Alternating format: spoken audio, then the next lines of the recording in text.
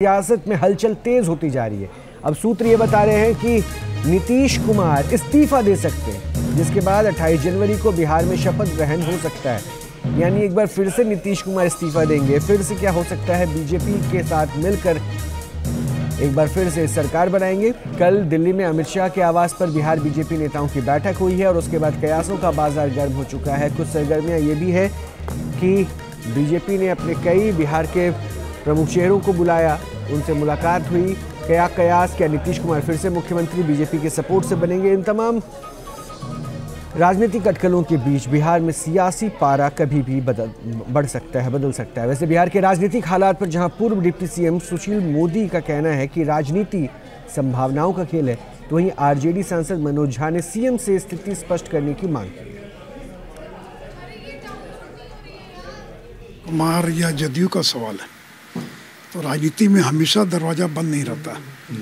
जो दरवाजा बंद रहता, आवश्यकता पड़ने पर खुल भी सकता है। अब खुलेगा कि नहीं खुलेगा, क्या होगा, ये मैं नहीं कह सकता हूँ। ये हमारा केंद्रीय नेतृत्व तो इन चीज़ों को तय करता है। लेकिन जैसा मैंने कहा कि अगर दरवाजा बंद होता है तो राजनीति में दरवाजा खुलता भी है। देखिए, बिहार की सियासत में जो ये उथल पुथल दिखाया जा रहा है, इसमें कोई दम नहीं है। हकीकत और सच्चाई ये है कि बिहार में नीतीश तेजस्वी की सरकार में सब ऑल इज वेल है, कहीं कुछ नहीं है। लेकिन कुछ विरोधी कुछ तत्व हैं। जब से सरकार बनी है 15 महीने से, तब से ही वो सरकार गिराने में लगे हैं।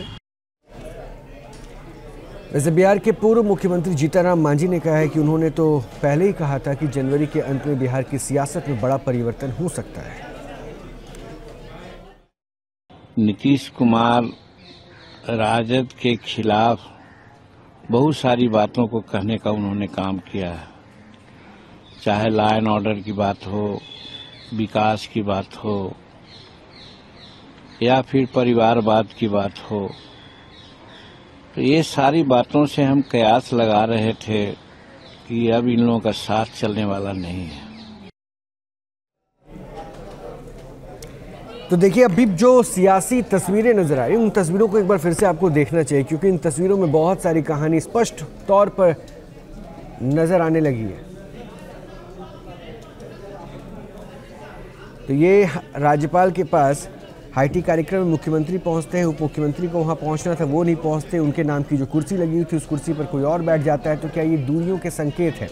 क्या बिहार में दरअसल फिर से सरकार में राजनीतिक दल बदलने वाले? मोहित राज दुबे हमारे संवाददाता, अमित चौधरी हमारे संवाददाता, दोनों हमारे साथ जुड़ रहे हैं। इसके अलावा हमारे साथ कुंतल कृष्ण है, प्रवक्ता बीजेपी के, अनुप्रिया हैं, प्रवक्ता जेडीयू के, अभिषेक यादव है, नेता हैं आरजेडी के। आप सभी मेहमानों का बहुत बहुत स्वागत है। सबसे पहले अभिषेक, आपसे ही, क्या दूरियां नजर आ रही आज और ये तस्वीरों में, इसमें कुछ सच्चाई है या अभी भी कह रहे हैं कि ऑल इज वेल?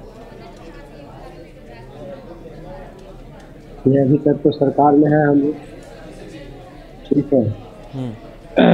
और राजनीति में कब क्या होता है, जैसे किसी को कुछ पता नहीं चलता है। जो वेट एंड वॉच की स्थिति में मीडिया को जो दिखाया जा रहा है, लेकिन वर्तमान स्थिति भी हमारे नेता तेजस्वी यादव डिप्टी सीएम है और हमारे मुख्यमंत्री नीतीश कुमार बिहार के मुख्यमंत्री, और बाकी हलचल जो हो रही है आपके मीडिया के माध्यम से जुड़े भी क्या कर रहे हैं, तो सब चीज वेट एंड वॉच हो रहा है। ठीक है, हम लोग भी देख रहे हैं। यानी कुछ तो है जिसको आप महसूस कर रहे हैं, बता नहीं रहे हैं। तभी तो आपने कहा कि अभी तो हम सरकार में हैं, वेट एंड वॉच हो रहा है। ये दो शब्द जो है आपकी भूमिका को बता रहा है कि हाथ से रेत की तरफ फिसलते जा रही है। नहीं, रेत की तरफ चलने की बात नहीं। जब तक कोई चीज कुछ होता नहीं है, तब तक आप अपने मन से कैसे बोल सकते हैं? और मैं तो आधिकारिक तौर पर ऐसा नहीं है कि मैं बोलूँ कि ये हो रहा है कि ऐसा हो रहा है। अभी तक सरकार है, बिहार में नीतीश तेजस्वी की सरकार है और मजबूत सरकार है और चल रही है। सुबह भी दोनों गणतंत्र दिवस के मौके, हाँ बिल्कुल चल रही है, लेकिन कब तक चलेगी, इसको लेकर असमंजस की स्थिति। और सुबह की जो बात आप कर रहे थे ना, उसमें भी दूरियां दिखी, क्योंकि मुख्यमंत्री और उप मुख्यमंत्री एक साथ नजर नहीं आए, तो दूरियां दिख रही है। एक बार जेडीयू से पूछ लेता हूँ, क्या ये दूरियां जो दिख रही है सही है क्या? अनुप्रिया, ये जो दूरियां दिख रही है वो सही है क्या, कि मतलब अच्छा नहीं चल रहा, अब बीजेपी में वापस चलना है, बीजेपी के साथ वापस चलना है, कुछ ऐसा बन रहा है क्या?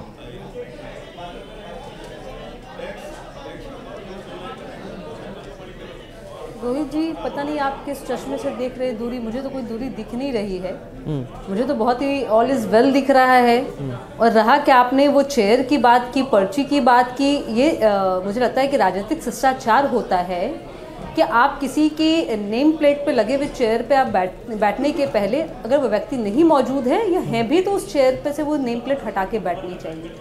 क्योंकि मुझे जहाँ तक जानकारी है कि आधिकारिक रूप से यह कार्यक्रम की शुरुआत हो चुकी थी। जितने भी अतिथि को आना था वो आ चुके थे। अब कोई अतिथि नहीं आने वाले, इसलिए माननीय मुख्यमंत्री जी को जो शायद बातचीत करनी होगी मंत्री अशोक चौधरी जी से, इसलिए उन्होंने ये शिष्टाचार को फॉलो करते हुए नेम प्लेट को हटा के बैठे। नहीं अनुप्रिया, मैं दरअसल उसी चश्मे से देख रहा हूँ जिस चश्मे से हर कोई देख रहा है, क्योंकि निश्चित तौर पर आप उन तस्वीरों को नकार नहीं सकते ना कि नीतीश कुमार परिवारवाद को लेकर कर्पूरी ठाकुर का नाम लेते हुए किस पे कटाक्ष कर रहे हैं। रोहिणी आचार्य जो ट्वीट करती है और ट्वीट किसके लिए करती है, किसके संदर्भ में करती है और फिर उसको डिलीट करना पड़ता है। तो आप अगर जान के अनजान बनने की कला रखती हैं तो ये मत बताइए ना किसको क्या दिख रहा है। सबको दिख रहा है, आप देख के मत मानिए।